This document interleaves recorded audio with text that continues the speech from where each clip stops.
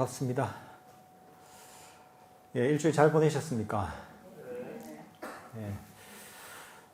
뭐 어제 비가 엄청 왔죠, 그죠? 오고 나서 또 이제 날씨도 선선해지는 것 같습니다. 예. 예. 오늘이 해제날입니다. 한거 해제입니다. 시간이 참 빠르죠, 그죠? 벌써 한거 시작한 지 석 달이 지나서 벌써 해제날이 됐습니다.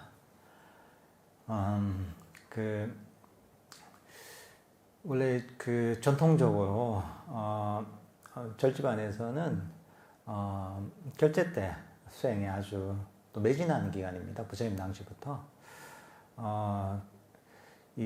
그렇지만 해제를 했다고 해서 우리가 수행이 끝나는 건 아니죠. 그죠? 또 다른 또 시작입니다. 우리가 이제 해제를 하면서 다시 그 명상을 시작했을 때 초심을 되새기면서 이렇게 다시 명상을 시작을 해야 됩니다. 때로는 우리가 명상을 시작을 해서 처음에는 아주 신선하게 이렇게 의욕을 가지고 시작을 많이 합니다. 근데 시간이 많이 지나다 보면 좀 매너리즘에 빠지는 경우가 있습니다. 원래 처음에 가졌던 그런 명상에 대한 생각이나 법에 대한 간절함이랄까 이런 것들을 잊어버리고 일상 속에 우리가 묻혀버리는 경우가 제법 있습니다. 그러니까 우리는 끊임없이 우리 마음이 좀 의욕이 없어지고 매너리즘에 빠질 때마다 새롭게 자신을 또 가르쳐야 됩니다.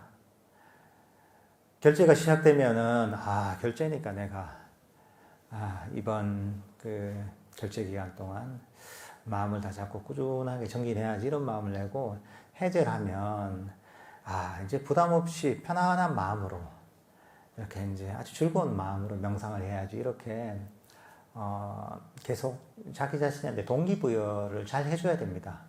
그래야지 꾸준하게 명상을 잘 해나갈 수가 있습니다. 자기 마음을 잘 다스리고 때로는 잘 다독이면서 이렇게 꾸준히 가야 됩니다. 그러면서 우리 삶의 일부가 되도록 우리가 밥 먹거나 또는 잠자거나 하는 것처럼 명상하는 것, 수행하는 것도 그런 일상처럼 되도록 이렇게 꾸준하게 노력을 해야 될 것 같습니다. 오늘은 저번 시간에 이어서 마치마디가의 두 번째 경전 모든 번뇌경 사바사와 숫다라고 해서 이걸 이어서 하도록 하겠습니다. 이번 시간에 마칠 수 있을 것 같아요. 모든 번뇌경은 번뇌를 다스리는 7가지 방법에 대해서 이렇게 설명해 놓은 경전입니다. 저번 시간에는 첫 번째 방법에 대해서 배웠죠, 그죠? 첫 번째는 뭐냐 하면, 봄으로서 다스려야 할 번뇌, 봐서 번뇌를 없애는 방법입니다. 이게 뭐냐 하면, 통찰과 지혜로서, 바른 견해로서, 번뇌를 없애는 방법입니다. 이게 선법과 불선법을 이해하는 것, 그리고 우리가 주의력을 어디에 두어야 하는 것, 그리고 이 불교 수행의 핵심인 사성제에 대한 바른 이해를 바탕으로 해서 번뇌를 소멸시키는 그런 방법에 대해서 배웠습니다. 두 번째는 뭐냐면 단속함으로 없애야 될 번뇌입니다. 단속한다는 것, 절제한다는 것. 단속하고 절제함에 의해서 없애야 될 번뇌들에 대해서 다루고 있습니다. 제가 한번 읽어보겠습니다. 비구들이여, 무엇이 단속함으로써 없애야 할 번뇌들인가? 비구들이여, 여기 비구는 지혜롭게 숙고하여 눈의 감각 기능을 잘 단속하면서 머문다. 비구들이여, 눈의 감각 기능의 단속을 잘 단속하지 못하며 머무는 자에게는 속상함과 열병을 초래하는 번뇌들이 일어날 것이다. 그러나 눈의 감각 기능의 단속을 잘 단속하면서 머무는 자에게 그러한 속상함과 열병을 초래하는 번뇌들이 없다. 그 다음은 귀의 감각 기능, 코의 감각 기능, 혀의 감각 기능, 몸의 감각 기능, 마음의 감각 기능, 이렇게 해서 이 6가지 감각 기능, 그러니까 눈과 코와 귀와 혀와 그리고 그 피부 어떤 감촉과 피부로 감촉하는 거 느끼는 것과 그리고 마음의 어떤 감각 기능, 이 6가지를 잘 단속하고 절제하면 이런 번뇌들에서 벗어날 수가 있지만 이것들을 단속하지 못하면 번뇌들에서 벗어날 수 없다 하는 겁니다. 그러니까 우리가 일상생활 하면서 뭐 그런 걸 많이 느끼고, 그죠? 어떤 걸 봤을 때 번뇌가 많이 일어나는 그 어떤 대상이 있습니다. 그죠? 우리가 저녁에 드라마에 빠져있다 하면 내가 너무 더 좋아하는 드라마를 그동안 못 봐서 시리즈로 쫙 보고 난다. 그러고 나면 어떻습니까? 명상을 탁 앉으면 머릿속에서 드라마 줄거리가 확 지나가잖아요. 그죠? 그게 어떻게 보면 자기가 눈의 감각 기능을 단속을 잘 못한 겁니다. 이게. 그리고 이 귀의 감각 기능을 단속하는 것이 어떤 것이냐. 만약에 내가 만약에 하루 종일 내가 집에서 라디오를 듣고 있다 한단 말이죠. 하루 종일 이제 아침에 식사하고 나서 설거지하고 나서 계속 라디오를 틀어놓고 라디오를 계속 듣고 있다. 뭐 프로그램 하나 끝나면 또 하죠. 또 하고 또 하고 이렇게 듣고 있다 이러면 그걸로 인해서 온갖 번뇌들이 파생이 됩니다. 이게. 그죠? 이게 어떻게 보면 귀의 감각 기능을 잘 단속하지 못한다는 거죠. 그리고 엄청 이제 먹는 걸 좋아하는 사람이 어제 먹었던 아주 맛있는 뭐 파스타를 먹었다 하면 그 맛을 계속 음미하면서 그것 때문에 다음에 또 먹으러 가야 되는데 이런 생각을 하면서 그런 번뇌를 느낄 수 있단 말이죠. 그런 것들이 그 혀의 감각 기능을 단속하지 못하는 거죠. 이게. 그러니까 우리는 이런 감각들을 어느 정도 절제하면서 살아야 됩니다. 이게. 그러니까 이게 어떻게 보면 개의 영역에도 들어가는 거죠. 만약에 이제 젊은 사람들이 놀기 좋아해가지고 요즘은 좀 힘들겠지만 어디 뭐 클럽이나 이런 데 가서 막 놀다가 명상을 해야지 딱 앉았다 이러면 그 잘 안 되겠죠. 그죠? 왜냐하면 보고 듣고 이런 것들에 굉장히 너무 자극적인 것들이 많이 들어왔기 때문에 그 마음이 가라앉는데 시간이 걸립니다. 이게. 그러니까 우리 마음을 좀 잘 지켜봐야 됩니다. 너무 내 명상을 방해한 내 마음을 흔들어 놓는 이런 대상에 대해서는 그 마음으로 잘 자기 마음을 살펴보고서 그것을 좀 차단을 해야 됩니다. 이게. 우리가 그 좌선을 하거나 조용한 곳에 있잖아요. 이 이유가 뭐냐면 여러 가지 자극적인 감각들에서 벗어나기 위해서 그렇습니다. 아주 이상적인 명상하기 아주 편안한 상태로 만들기 위해서 고요한 곳 그리고 눈도 감추죠.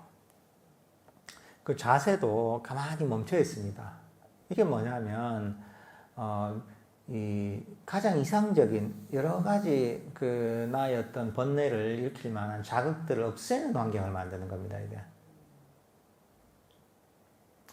그렇게 되면 이제 명상하기에 훨씬 쉽죠. 근데 만약에 막 소리가 막 세게 들린다. 이러면 아무래도 명상하는데 그 소리 때문에 방해가 많이 되겠죠. 그죠? 더군다나 그 소리 왜 소리가 왜 이렇게 시끄럽게 들리지? 조용해야 되는데 왜 여기는 너무 소음이 심하지? 이렇게 거기에 대해서 소리에서 막 분별하고 거기에 대해 불만을 가지기 시작하면 더 마음은 혼란해집니다. 그러니까 우리가 만나는 대상들이 여러 자극적인 대상들이 있습니다. 보이는 대상들도 그렇고, 들리는 것들도 그렇고, 뭐 냄새도 그렇고, 우리가 통제할 수 없는 그런 우리가 접할 수밖에 없는 환경이 있습니다. 그럴 때 거기에서 빨리 마음을 거둬야 됩니다. 거기에 깊이 빠져들거나 또는 거기에 대해서 부정적인 감정을 가지거나 이럴 때 마음을 보고서 그리고 그런 마음을 불만족이 일어난다. 불만족을 좀 버리려고 노력하는 것. 또는 그것을 자꾸 생각하면서 잡으려고 하는 마음이 있다면 그걸 버리려고 노력한다는 것. 그러면서 마음 밖으로 향했던 마음을 내면으로 향하게 만드는 것. 이런 어떤 절제가 필요한 겁니다. 그러니까 보통 경전에서도 보면 그런 얘기가 나오거든요. 스님들이 탁발을 하기 전에 마음 챙김을 확립하고 탁발을 나간다. 마음 챙김을 확립하고 감각기관을 단속하고서 탁발을 나간다 하거든요. 그게 뭐냐면 그 숲에서 수행하다 말에 나가면 그게 자극적이란 말이죠. 여러 예쁜 여자들 보이고 예쁜 남자, 아주 잘생긴 남자도 있고 또는 그 음악 소리도 들리고 뭐가 볼거리도 있고 그랬단 말이죠. 그런데 밖으로 마음이 향하지 않도록 마음을 잘 단속하는 거예요. 내면으로 항상 마음을 거두어 있는 거죠.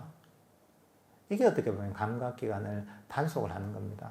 그러니까 자기 마음을 잘 살펴봐서 내 마음이 이런 보고 듣고 들리고 냄새 맡고 이런 여러 가지 자극들에 향해서 내 마음이 밖으로 나가고 있느냐 아니면 내 마음이 내면으로 향하고 있느냐 그걸 바라보면 되는 거죠. 밖으로 향하고 있다면 내가 감각기관 단속이 잘 안 된 거죠. 이게. 내면으로 향하고 있다면 그게 제대로 된 거죠. 우리가 만약 걷기 명상을 한다 이러잖아요. 걷기 명상을 한다 이러면 걷기 명상은 발이 땅에 닿는 느낌을 알아차리는 명상법이잖아요. 그죠? 근데 보통 우리가 이런 산책로가 많잖아요. 산책로가 많으니까 산책을 하다 보면 걷기 명상을 하면서 산책로를 걷다 보면 어느 순간에 앞에 사람도 보고 지나가는 개도 보고 나무도 보고 이렇게 된단 말이죠. 그러면 마음이 벌써 밖으로 향해 버린 거죠. 보이고 들리는 것 이런 것들로 향해서 이제 그럴 때는 다시 내 마음이 밖으로 갔구나. 내면을 향해야지 하면서 마음을 다시 내면으로 걷어가지고 자기의 어떤 명상 주제, 걷기 명상한다면 발이 땅에 난 느낌에 두는 거 이런 것들을 보면 감각기관을 명상을 하면서 단속을 하는 거죠. 이게.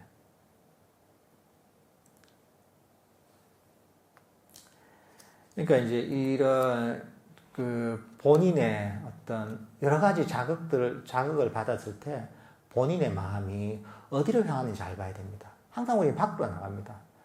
가만히 나서 나오고 있다가 조그만 무슨 소리가 탁 들리면 그 소리로 우리가 마음이 갑니다. 이게.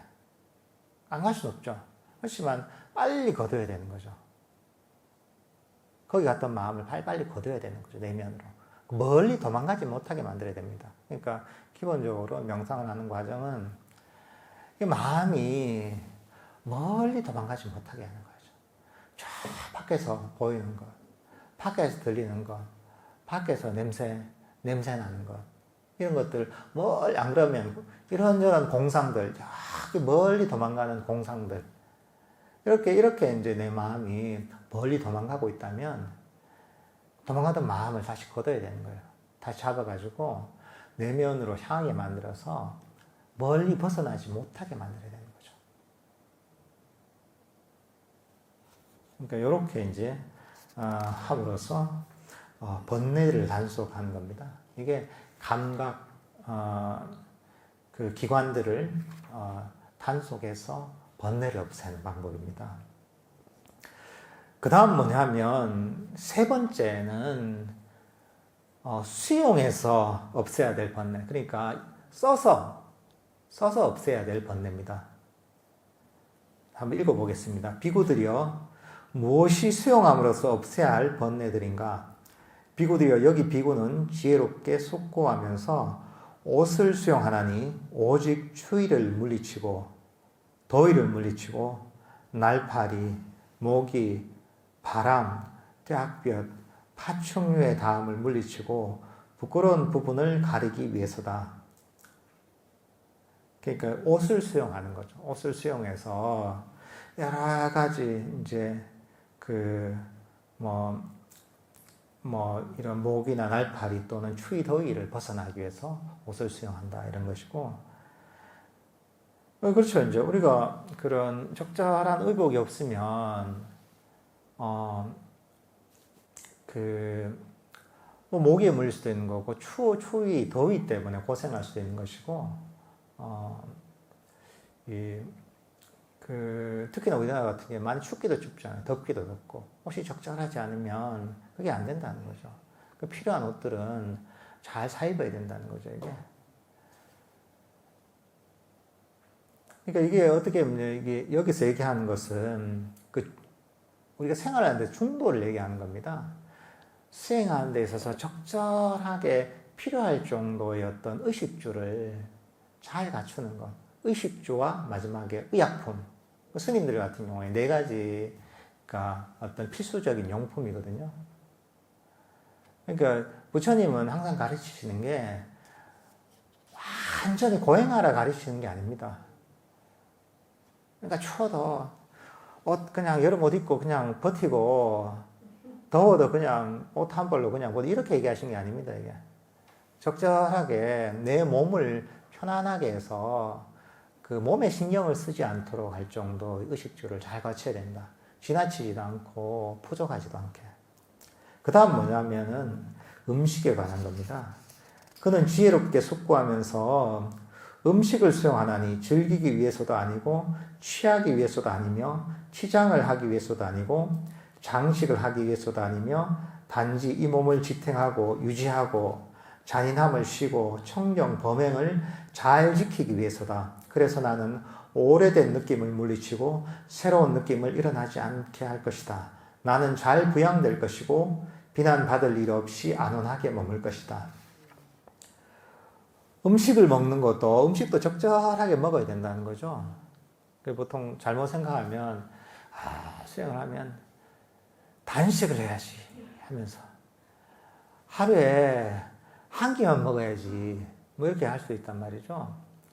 그게 이제 수행에 도움이 되면 몸이 유지가 되고 정상적으로 컨디션을 유지하고 수행이 잘 되면 그렇게 되죠. 그렇지만 그 중요한 건 뭐냐면 적절하게 내 건강을 유지하면서 그리고 내 컨디션을 유지하면서 명상을 잘 할 수 있을 정도의 적절한 음식을 먹어야 된다는 거죠. 그러니까 지나친 단식이나 이런 것들은 사실은 불교 수행의 중도에 맞지 않는 거죠. 부처님께서도 보면 고행하실 때 음식을 극단적으로 줄이거든요. 단식을 하거든요. 극단적인 단식을 하셨는데 거의 뭐 죽음의 직전에 이를 정도로 단식을 하셨는데, 근데 이제 그렇게 해도 부처님께서 깨달음을 얻을 수 없었다고 하잖아요. 그리고 그 고행의 문제점을 발견하셨던 거죠. 이거 이렇게 이제 몸을 혹사하는 것이 도움이 안 되는구나.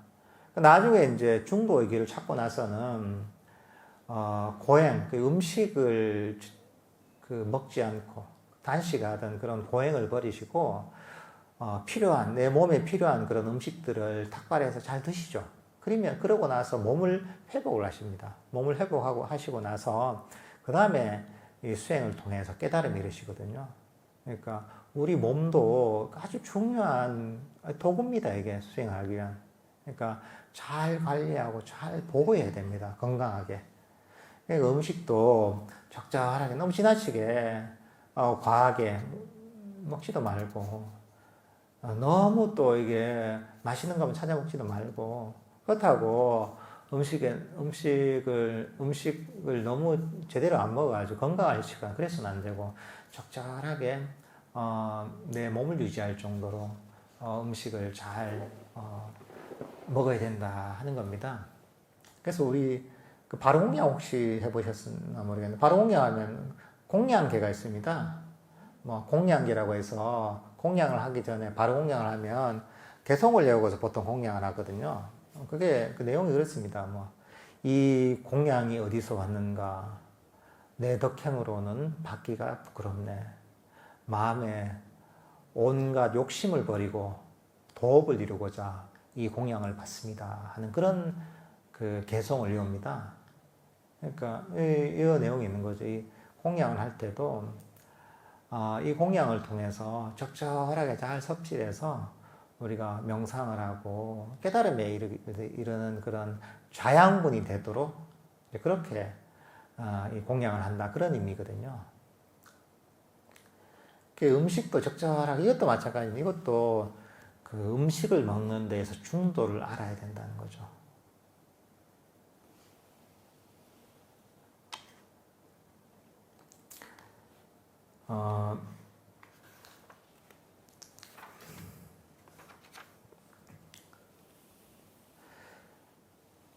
그 다음 나온 게 뭐냐면 그는 지혜롭게 숙고하면서 거처를 수용하나니 추위를 물리치고 더위를 물리치고 날파리, 모기, 바람, 떼학볕, 파충류의 다음을 물리치고 오직 기후의 변화에서 오는 위험을 없애고 한거를 편안하기 위해서이다. 이것도 거처를 수용하는 거죠. 적절한 거처가 있어야 된다는 거죠. 당연히 요즘은 뭐 다 거처가 있으니까 뭐 부처님 당시에는 뭐 아주 극단적인 고행을 주장하는 그런 수행자들이 있었거든요. 수행자라면 뭐 노지에서 나무 밑에서만 생활해야 된다. 뭐 이런 게 주장하면서 수행하는 사람도 있었습니다. 때로는 뭐 옷을 입으면 안 된다. 그것도 욕망이다. 이렇게 해서 뭐 이렇게 이제 주장하는 극단적인 고행을 주장하는 사람도 있었고 요즘은 뭐 그런 사람은 없으니까 거처는 다들 잘 있죠. 근데 여기서 중요한 게 뭐냐면 한 거를 편안하게 여기서 거처가 필요한 게 그러니까 거처라는 것 자체가 이 한가하게 좋은 곳이면 명상하기 아주 좋은 곳이죠. 그러니까 부처님 당시 같으면 뭐 동굴이나 뭐 고요한 숲속이나 빈 방이나 아주 고요한 동산이나 이런데 요즘 같으면 이렇게 명상하는 곳이나 그럼 홀로 명상할 수 있는 곳, 주위에 방해를 받지 않는 곳. 만약에 집안에 있다면 내가 명상하는 방에 있어서 가족들한테 좀 방해받지 않고 명상할 수 있는 환경. 사실 그게 또 명상을 하는 데 있어서 굉장히 중요한 부분입니다. 이게. 한걸 하면서 이제 이게 한거가 명상을 하는 데 있어서 기초가 되거든요. 환경에 있어서. 그러니까 이런 그 한거를 위해서도 적절한 거처가 필요하다. 그 다음 뭐냐 하면 그는 지혜롭게 숙고하면서 병부안을 위한 약품을 수용하나니 오직 일어난 고통스러운 느낌들을 물리치고 병 없음으로 최상으로 하기 위해서이다. 그러니까 적절하게 아프면 약을 먹어야 된다는 거죠. 요즘 그 사람들 그런 사람 있죠. 아파도 약 안 먹는 사람 있죠. 병원 안 가는 사람 있잖아요. 그러면 안 되죠. 그러니까 그 몸이 아프거나 병이 들면 적절한 약을 먹고 적절한 진단을 받고 병원에서 치료를 받기도 하고 수술을 하기도 하고 하면서 몸을 잘 관리해야 된다는 거죠. 몸이 너무 이제 그 아프고 힘들면 명상을 하는데 방해가 많이 됩니다. 못하는 건 아니지만 장애가 많이 됩니다, 이게. 그러니까 이런 그 몸이 아픈 곳이 있다면 약을 먹거나 치료를 잘 받아서 몸을 잘 관리해야 된다는 거죠. 비구들여 이것을 수용하지 않으면 속상함과 열병을 초래하는 번뇌들이 나고 그것을 수용하면 그러한 속상함과 열병을 초래하는 번뇌들이 없다. 이를 수용함으로써 없애야 될 번뇌들이라 한다. 그러니까 의식주와 약품이 나 있는데 우리가 생활하는 데 있어서 필요한 것들이 있잖아요. 이 필요한 것들이 적절하게 써야 된다는 거죠. 지나치게 하지 말고 너무 부족해서 이게 번뇌거리가 되지도 않을 정도로 적절하게 잘 활용을 해야 된다는 거죠. 특히나 세속에서는 더 그렇죠. 세속에서는 더 필요한 게 많잖아요, 이게. 그럴 때는 균형 감각이 있어야 되는 거죠. 내가 너무 지나쳐서 거기에 너무 얽매이는 것도 문제가 있지만 너무 부족해서 그게 또 번뇌가 되면 그것도 이제 적절한 균형을 잡을 필요가 있는 거죠, 이게. 그 다음 네 번째는 뭐냐면 감내함으로써 없애야 될 번뇌들, 인욕함으로써 없애야 될 번뇌들이 있습니다. 한번 읽어보겠습니다. 비구들이여 무엇이 감내함으로써 없애야 할 번뇌들인가? 비구들이여 여기 비구는 지혜롭게 숙고하면서 감내한다. 추위와 더위와 배고픔과 목마름과 날파리, 모기, 바람, 떼학볕, 파충류의 담과 고약하고 짜는 말들과 몸에 생겨난 괴롭고 날카롭고 거칠고 찌르고 불쾌하고 마음에 들지 않고 생명을 위협하는 갖가지 느낌들을 감내한다. 비구들이여 그것을 감내하지 않으면 그에게 속상함과 열병을 초래하는 번뇌들이 일어날 것이다. 그러나 그것을 감내하면 그러한 속상함과 열병을 초래하는 번뇌들이 없다. 이를 일러 감내함으로써 없애야 할 번뇌들이 한다. 그러니까 인욕해야 될 것들. 그러니까 사실 우리가 때로는 좋지 않은 환경에 처하기도 합니다. 우리가 피할 수 없는 것들이 있습니다. 그죠? 더운 날씨에 때로는 더운 날씨가 어쩔 수 없을 때도 있습니다. 어떤 환경에 있을 때는. 또는 추위가 올 때는 또 어쩔 수 없을 때도 있습니다. 이게. 또는 모기가 가만히 자세나와 있는데 모기가 막 물 때도 있죠. 그죠? 그 때로는 누가 안 좋은 얘기를 할 때도 있죠. 그러니까 내가 싫어하는 어떤 그 환경들을, 상황들을 만날 때가 있습니다. 이게. 근데 이것을 뭐랄까 이제 인욕하지 못한다는 의미는 뭐냐면 그것을 거부하는 거죠. 아, 날씨가 왜 이렇게 추워? 왜 날씨가 더워?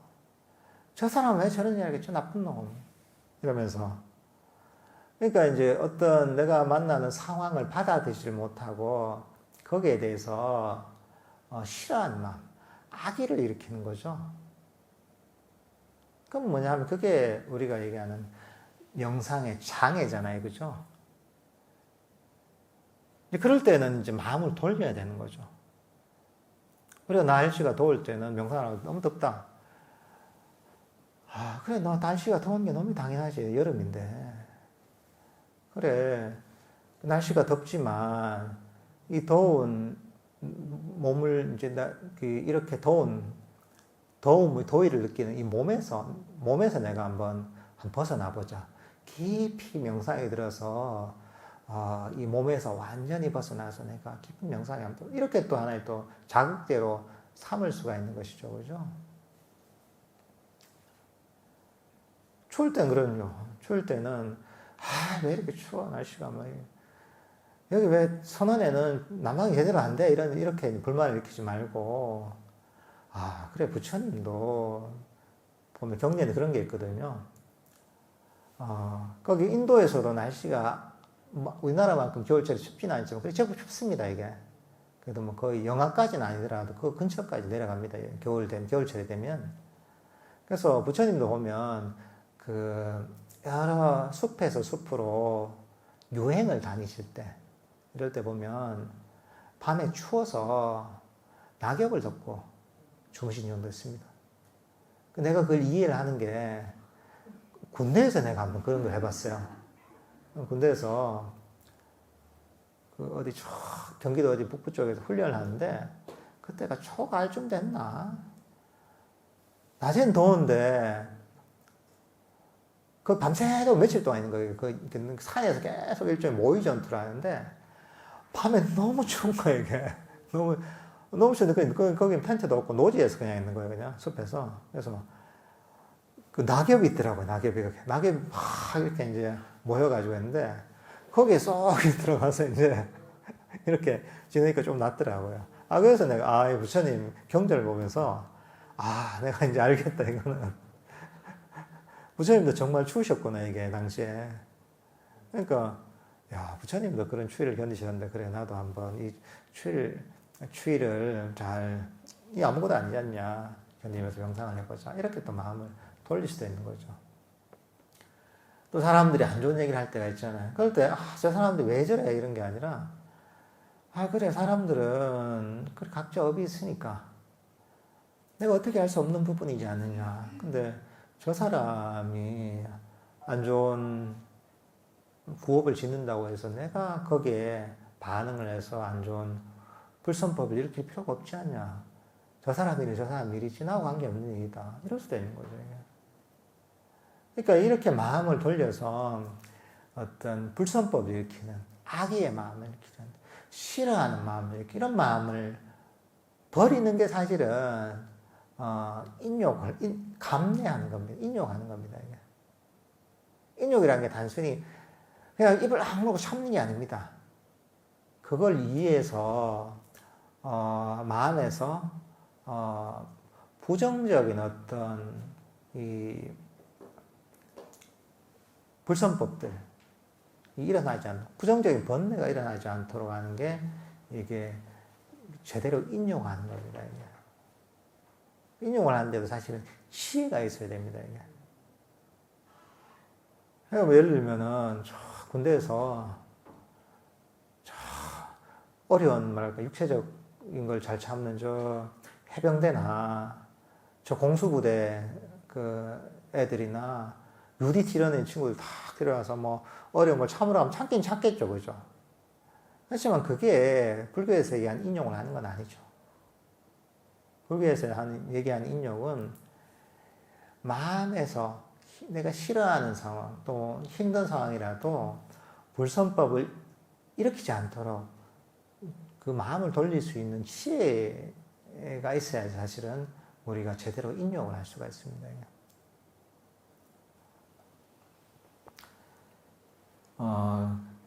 그 다음은 뭐냐면 다섯 번째는 피함으로써 없애야 될 번뇌입니다. 비구들이여 무엇이 피함으로써 없애야 될 번뇌들인가? 비구들이여 여기 비구는 지혜롭게 숙고하여 사나운 코끼리를 피하고 사나운 말을 피하고 사나운 소를 피하고 요즘 이럴 일이 없죠. 그죠? 당시에는 진짜 코끼리나 이런 어떤, 특히나 코끼리 같은 굉장히 위험한 대상입니다. 야생 코끼리 같은 경우에는 덩치가 크고 어떻게 행동할지 모르기 때문에 굉장히 위험하거든요. 거기에 밟혀 죽기도 하고, 거기에 코끼리한테, 코끼리가 코로 쳐가지고 뼈가 부서지기도 하고, 이런 경우도 많이 있거든요.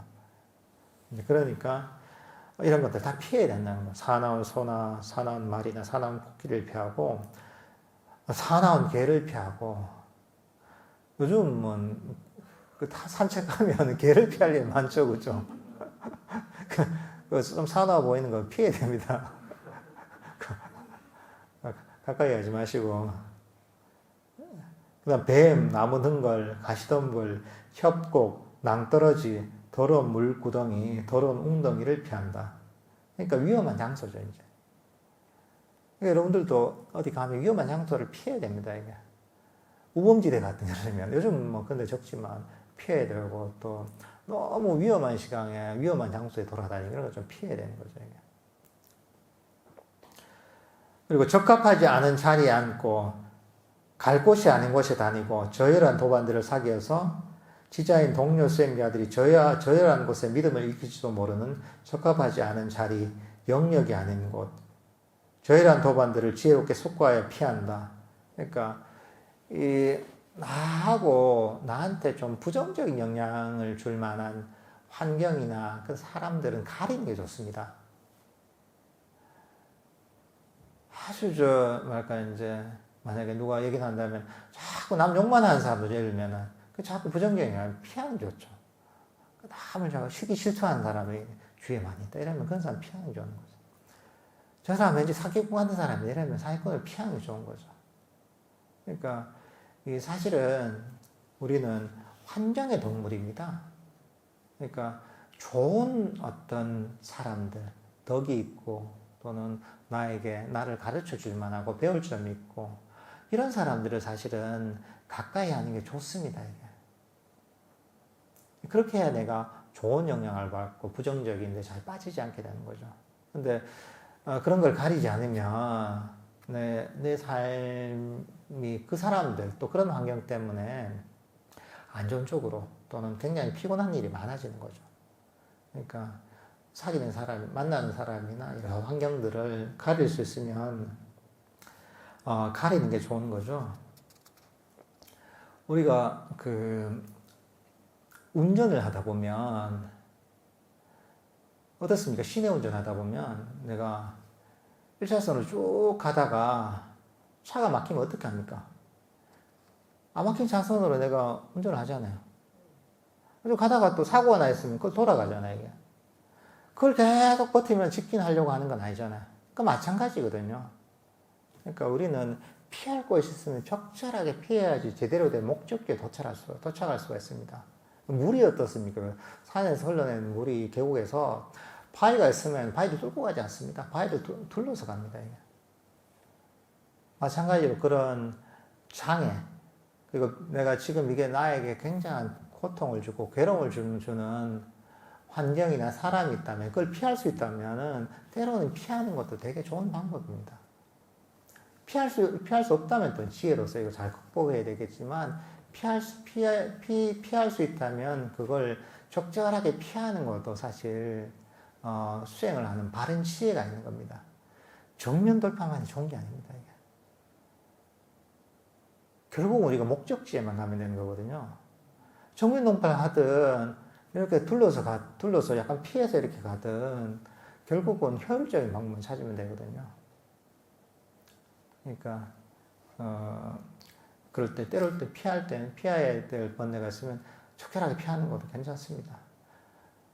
왠지 저 사람만 만나면 내가 너무 피곤하고 막 이런다 하면 피하는 게 좋죠. 저 사람 올 것 같으면 싹 피해서 이제 딴 데로 가고 말을 안 섞고 이러는 것도 사실 치유입니다, 이게. 그러니까 정면 돌파 뭐 그런 사람도 있거든요. 무조건 정면 돌파야지 내가 왜 피하냐 하는데 그건 그 지혜가 없어서 그런 겁니다, 이게. 그러니까 피해야 될 대상들은 적절하게 피하는 것이 이게 지혜가 있는 겁니다, 이게 피해서 버려야 될 번뇌고, 그 다음 뭐냐면 6번째는 버림으로써 없애야 될 번뇌입니다. 버리고 제거해야 될 것들. 비구들이여 무엇이 버림으로써 없애야 할 번뇌들인가? 비구들이여, 여기 비구는 지혜롭게 숙고하여 이미 일어난 감각적 욕망에 대한 생각을 품지 않고 버리고 제거하고 끝내고 없앤다. 그 다음 악의에 찬 생각을 버리고 해코지 하려는 생각을 버린다.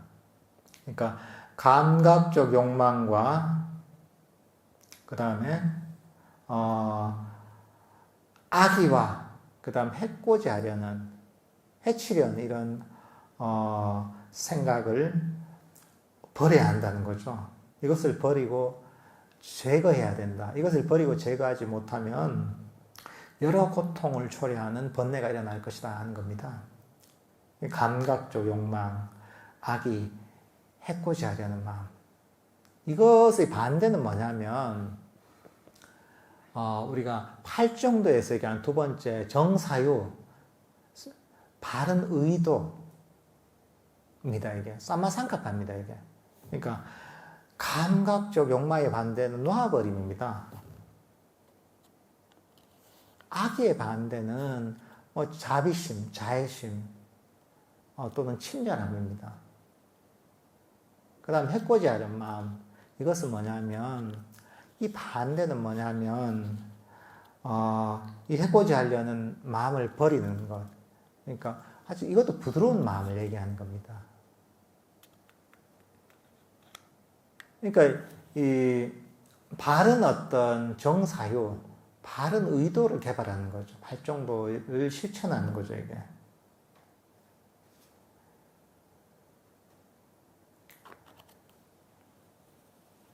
그러니까 마음속에 원하는 마음, 감각적 욕망은 기본적으로 원하는 것이거든요. 어떤 것이든 어떤 그 대상이든 간에 원하는 마음이 일어난다면 그게 감각적 욕망입니다. 이게 아주 바깥에 와 먹고 싶은 것, 갖고 싶은 어떤 물건이 될 수도 있고 내 내면의 어떤 대상이 될 수도 있습니다. 이게 어떤 것이든지 원하는 마음이 있다면 감각적인 욕망입니다. 이게. 그리고 악이나 해코지 하는 마음이 뭐냐면 싫어하는 마음, 불만족을 가지는 것, 미워하는 것 이게 악입니다. 이제 그런 것들이 있으면 그걸 버리려고 해야 된다는 거죠. 그걸 제거해야 된다는 거죠. 그걸 제거하려면 그 마음을 버릴 수도 있는 것이고 때로는 그 반대된 마음을 이렇게 자애심을 일으키면 그런 악이나 해코지 하려는 어떤 생각이 버려지는 거죠. 아무 조건 없이 용서하고 포용하는 마음, 때로는 만족감을 일으키는 것, 불만족을 버리고 만족하는 것. 이게 악의와 또는 해코지하려는 그런 생각을 버리는 어떤 이 마음가짐인 거죠. 이게. 여기서는 바른 마음가짐을 개발하는 것, 삿된 잘못된 마음가짐을 버리고 바른 마음가짐을 개발하는 것. 그렇게 하려면 자기 마음을 잘 관찰하고 있어야 됩니다. 내가 어떤 상황이 닥쳤을 때, 어떤 사람을 접했을 때, 어떤 환경에 있을 때 내가 어떤 마음의 태도죠, 이건. 마음의 태도를 갖고 있느냐. 내가 내 걸로 만들어서 잡으려는 마음을 갖고 있느냐. 싫어하는 마음을 갖고 있느냐. 그러면 이제, 이거는 감각적 욕망이 잡아서 원하는 마음을 버리고서, 원하는 마음을 버리려고 해야 되는 거죠. 지금 이대로 만족하려는 마음을 개발하는 거죠. 불만족과 싫어하는 마음, 미워하는 마음이 있을 때는 그 마음을 자비심으로 바꿔야 되는 거죠. 자기 마음을 잘 관찰하고 있어야 가능한 것이죠. 이렇게 해서 번뇌를 없애는 거죠. 이게. 그러니까 이런 것들은 사실 다 지혜가 작용하는 거죠. 단순히 우리가 호흡 명상할 때 호흡만 하나 찾아도 되는 게 아닙니다. 이것도 번뇌를 없애는 방법이지만 지혜로서 이렇게 자기 마음을 관찰하고서 감각적 욕망이나 악의를 없애는 것, 이것을 버리는 것, 이것도 번뇌를 없애는 하나의 방법인 거죠. 이게 일종의 위파사나입니다. 이게. 그 다음은 뭐냐면 7번째 마지막입니다. 수행으로서 없애야 될 번뇌. 수행이란 바와나라고 합니다. 수행으로서 없애야 될 번뇌. 비구들이여 무엇이 수행으로서 없애야 될 번뇌들인가? 비구들이여 여기 비구는 지혜롭게 숙고하여 떨쳐버림을 의지하고 탐욕의 빗바램을 의지하고 소멸을 의지하고 철저한 버림으로 기우는 마음 챙김의 깨달음의 구성 요소를 닦는다. 그 다음 법을 간택하는 깨달음의 구성 요소를 닦는다. 정진의 깨달음 구성 요소를 닦는다. 희열의 깨달음의 구성 요소를 닦는다. 경안, 편안함의 깨달음의 구성 요소를 닦는다. 삼매의 깨달음의 구성 요소를 닦는다. 평온의 깨달음의 구성 요소를 닦는다. 이건 뭐냐면 이것을 닦으면 칠각지입니다. 칠각지, 보장가로 합니다. 이 칠각지를 잘 닦으면 번뇌가 사라지고 칠각지를 잘 닦지 못하면 괴로움을 일으키는 번뇌가 일어날 것이다 하는 겁니다. 그 칠각지라는 것은 깨달음에 이르는 일종의 이제 7가지 길이라고 할 수가 있습니다. 이게. 보통 이게 5가지 장애하고 세트를 많이 납니다. 5가지 장애, 감각적 욕망, 악의, 나태원증, 들뜸, 후회를 버리고 칠각지를 개발한다. 보통 이렇게 얘기 많이 합니다.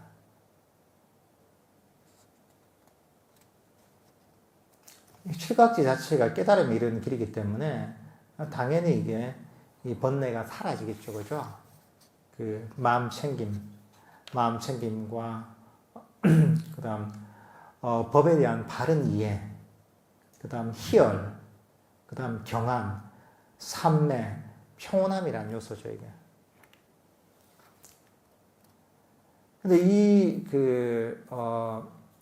요것들은 제가 자세하게는 시간이 없어서 그런데, 이 칠각지라는 것은, 칠각지 요소들은 보통 경전에 보면 항상 먼저 나오는 게 뭐냐 하면, 한거에 바탕을 둔다고 합니다, 칠각지가. 한거에 바탕을 두고 칠각지를 개발한다고 합니다, 이게.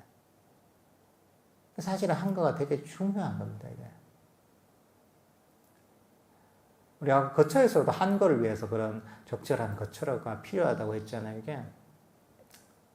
칠각지도 마찬가지입니다, 이게. 사실 한거를 하면 우리 마음이 개발되는 이유가 있습니다, 이게. 그 마음의 원리가 있습니다. 보통 자연인처럼 자연에 사는 사람들 같은 경우에는 그 자연의 어떤 아주 작은 변화도 관찰하면서 그걸 가지고 어떤 통찰력 있는 시를 쓰기도 하고죠. 또는 자연의 아주 미세한 변화를 알아차리기도 합니다. 그런 걸 가지고 글을 쓰기도 합니다. 옛날에 법정스님 같으면 그런 글을 많이 쓰셨죠, 그죠? 근데 사실 그렇게 되는 이유가 있습니다. 그게 그런 산수 한중이나 이런 고요한 곳이 있단 말이죠. 심심해서 그렇습니다, 이게. 정말요, 이게. 심심해서 그렇습니다, 이게. 그래서 살다 보면, 밖에는 얼마나 재밌는 것들이 많습니까? 우리의 관심을 끄는 것, 흥미를 끄는 것, 우리 마음을 끄는 것들이 너무 많습니다, 이게. TV도 있고, 영화도 있고, 인터넷에 다 유튜브도 있고, 책도 있고, 음악도 있고, 들을 수 있고, 라디오 듣고, 밖에 가면 맛있는 것도 있고 한단 말이죠. 그러니까 우리 마음이 내면으로 향하기가 쉽지 않습니다. 밖에서 유혹하는 힘이 너무 강한 거예요, 이게. 가만히 있다 보면 자연적으로 밖으로 가는 거예요, 내 마음이. 마음을 잘 단속하지 않으면 밖으로 가게 됐습니다, 이게. 현재 이런 상황은. 그 산에 있잖아요. 산에 있으면, 홀로 산이나 숲에 있으면, 밖에 없잖아요. 뭐가 없잖아요. TV도 없어, 라디오도 없어, 인터넷도 안 되고, 얘기할 사람도 없고, 책도 별로 없고, 뭐가 없단 말이죠. 얼마나 심심하겠어요, 그죠? 그러니까, 그런 대상이 없으니까 딴 걸 찾는 거예요. 우리 마음이 희한한 게, 집착할 대상을 찾습니다, 이게. 먼저 보통 거칠고 자극적인 것으로 쫓아갑니다, 원래 우리 마음은. 근데 그게 없으면 그거보다 덜 거친 걸 찾습니다. 대안을 찾는 거죠. 집착할 대상이 필요하잖아요. 그게 이제 어떤 보통 자연의 대상인 거죠. 심심하니까 비가 오는 거 보면 빗소리가 너무 이제 섬세하게 잘 들리고, 또는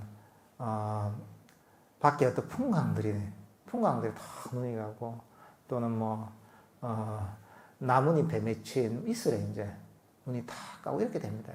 그러면서 아주 섬세한 어떤 자연의 변화에 눈이 가게, 그게 재미거든요, 이게. 우리 어떤 마음은 끊임없이 욕망을 쫓아가는 거예요. 뭔가 즐길 거리를 찾아가는 겁니다. 거친 즐길 거리가 없으니까 좀 더 그것보다 덜 거친 대상을 찾는 겁니다. 그리고 뭐냐면, 밖으로는 어쨌든 그런 걸 찾다가도 그래도 심심하거든요, 이게. 맨날 보다 보면 그 산이 그 산이고, 그 나무가 그 나무고, 그 풍광이 그 풍광이잖아요. 그럼 어떻게 되겠어요? 심심한데, 우리 내면을 볼까? 이래야 되는 겁니다, 이게. 정말 그렇습니다, 이게. 내면을 쉽게 보게 됩니다, 심심하면. 그러니까 옛날에는 밖으로 당기는 게 많은 게 흥미가 없거든요, 이게. 근데, 이 밖에 자극적인 게 없으니까 이 흥미가 생기는 겁니다, 이게. 우리가 만약에 엄청 단 음식, 자극적인 음식을 먹고 나서 만약에 아주 품질 높은 녹차를 마신다, 무슨 맛인지 모릅니다. 자극적인 입맛에 길들여져서 그 섬세한 맛을 모르는 거죠. 그러니까 비슷하거든요, 우리 마음이. 그런 어떤 밖으로 자극할 게 없잖아요, 이게. 그러면 심심하면 내면으로 향하게 됩니다. 밖으로 당기는 힘이 약하는 거죠. 그 내면을 쉽게 하는 거야. 이게 뭐냐, 밖으로 또 자극하는 게 없이 내면은 오래 머물게 돼요. 그러다 보면 자연스럽게 내면을 지켜보게 됩니다. 이렇게 되면서 자연스럽게 내 마음이 내면에 머물게 되면 마음 챙김이 당연히 강해집니다.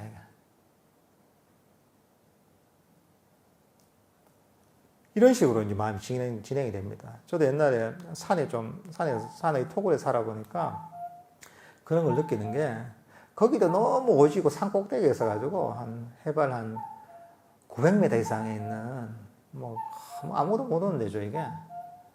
그러니까 그런 데서 불 떼고 이래 있으니까 뭐 아무것도 없거든요, 이게. 없으니까. 거기 이제 불을 떼는데 불쏘시가 하나 있더라. 불쏘시가 있는데 그게 그 전에 살던 스님이 뭐 갖다 놓은 모양이에요. 한 20년 이상 전에 무슨 그 잡지하고 국방 잡지하고 신문도 한 20년 넘은 것 같아요, 보니까. 그게 있는 거예요. 그게 뭐 볼 게 뭐 있겠어요. 근데 거기 뭐 책도 없고 할 일도 없으니까 그걸 보니까 재밌더라고요. 밖으로 즐길 거리가 없으니까 그것도 재밌는 거예요. 이게 뭐냐면, 근데 만약에 밖에 즐길 거리가 있고 하다면 그게 눈에 안 들어오죠, 이게. 마찬가지입니다. 내면 한 거를 하면 밖으로 당기는 힘이 약하기 때문에 쉽게 내면에 머물게 됩니다. 그리고 내면에 머물게 되고 내면의 어떤 섬세한 변화에 민감하게 되고 여기서 즐거움을 느낄 수가 있게 됩니다. 사실 한거라는 게 그런 효과가 있는 겁니다. 그래서 사실 부처님께서도 한글을 강조하셨던 게 그런 목적입니다. 근데 만약 그 산에 가서 일을 계속 만들잖아요. 그럼 한글 안 되죠. 불도 뻗고 뭐도 심고 뭐도 하고 나무 타러 다니고 계속 재밌는 이벤트를 만들잖아요. 그러면 한글 안 됩니다. 일하는 거죠. 산속에서 재밌게 사는 거죠, 그냥. 이게 기본적으로 심심하게, 그러니까 우리 여러분들도 산에서 살거나 그래야 할 수는 없겠지만 잠시라도 집안에서 좀 심심하게 자신을 만들어 볼 필요가 있습니다. 명상이 안 될 때 억지로 하려고 하지 말고 할 일이 없을 때 아무것도 하지 않는 것. 자기 자신을 심심하게 만드는 거죠. 심심하게 만들어가지고 너무 심심해서 그래 명상하는 거 이거라도 내가 여기서라도 재미를 찾아야 되겠다. 이렇게 만들면 되게 쉽습니다, 이게. 그게 한 거의 효과를 이끌어내는 겁니다. 진짜 심심해서 아무것도 안 하니까 그래요. 호흡 명상을 해야 되겠다. 이런 거죠. 너무 하려고 심심해서 이거 자유 명상이라 해도 이게 재밌지 그래. 이렇게 되는 거죠, 이게. 그러면 명상이 아주 쉬워집니다. 근데 만약에 밖으로 너무 땡기는 게 많잖아요. 자극적인 게. 그런 상태에서는 마음이 내면으로 잘 향하지 않고 마음을 내면으로 향해도 자꾸 도망갑니다. 이게. 더 재밌는 걸 찾아서. 그러니까 이런 한 거를 잘 활용해 보면 그 명상의 맛을 좀 느낄 수가 있습니다. 자기 자신을 한번 시험을 한번 해보십시오. 최대한 자기 자신을 정말 심심하게 만들어 보십시오. 너무 심심하다 아무것도 안 해서 이렇게 만들어 보십시오.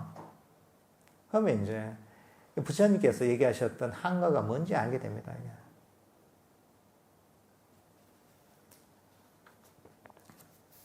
어쨌든 요게 이제 칠각지로서 그 수행을 하는 것. 이게 수행으로서 없애야 될 번뇌를 없애는 방법입니다. 그 다음 결론입니다. 비구는 봄으로써 없애야 될 번뇌들은 봄으로써 없애야 한다. 단속함으로써 없애야 될 번뇌들은 단속함으로써 없애야 한다. 수용함으로써 없애야 될 번뇌들은 수용함으로써 없앤다. 감내함으로써 없애야 될 번뇌들은 감내함으로써 없애야 한다. 피함으로써 없애야 될 번뇌들은 피함으로써 없앤다. 버림으로써 없애야 될 번뇌들은 버림으로써 없애야 한다. 수행으로 없애야 될 번뇌들은 수행으로써 없애야 된다. 비구되어 이를 일러 비구가 모든 번뇌를 단속하여 머물고 가래를 끊어버렸고 족쇄를 끊어버렸고 자만을 바르게 꿰뚫었고 마침내 괴로움을 끝내버렸다라고 한다. 이렇게 7가지 방법으로서 모든 번뇌를 끊어내는 겁니다. 여기서 보통 자만을 바르게 꿰뚫었다 하는데 보통 자만이라는 것 자체가 보면 불교에서는 좀 다르게 쓰입니다. 보통 자만이라고 하면 내가 잘났다, 내가 남들보다 낫다 이런 걸 자만이라고 생각하잖아요. 불교에서 사실 그게 아닙니다. 불교에서 얘기하는 자만은 뭐냐면 내가 낫다도 자만입니다. 내가 남들보다 못하다는 것도 자만입니다. 이게. 그리고 남들이나 나나 뭐 비슷하지 이런 것도 자만입니다. 좀 특이하죠, 그 개념이.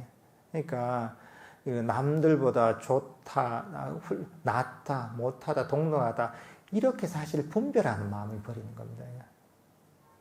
이게 사실 이것을 버리는 게 자만을 버리는 겁니다. 그러니까 나와 남을 비교해서 우열을 가리고 이렇게 이제 측정을 하고 재고 분별하는 것을 버리는 것, 이게 자만을 버리는 겁니다. 이게. 이제 이렇게 그 7가지 방법으로서 번뇌를 없앨 수가 있습니다. 여러분들께서도 한번 이 경전에서 얘기하시는 방법들을 한번 잘 한번 활용해 보십시오. 이게. 예.